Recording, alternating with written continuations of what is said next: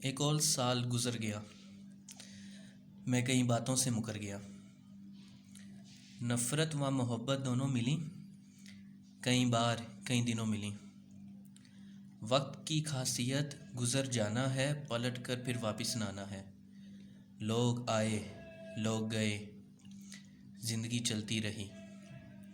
तुम आई, तुम गई, ज़िंदगी हंसती रही। ये साल ना था पिछले सालों की तरह, बेमिसाल भी बेमुरव्वत भी तेरी यादों की तरह।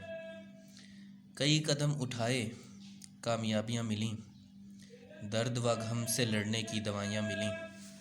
क्या समझाऊँ एक साल क्या है होता, जो ना समझ सके वो रहता है सोता।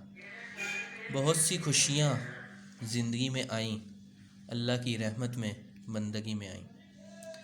एक साल का गुजर जाना ऐसे ही नहीं, राहतें चाहते हैं दुआएं वैसे ही नहीं। इंसान को मिले वही जिसकी करे वो सही, अब नहीं आ सकती और कोई वही।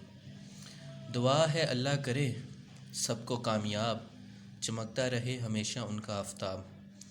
आखिरी बात ये, बात ख़त्म नहीं हुई, ख्यालात शिद्दत मुलाकात ख़त्म नहीं हुई।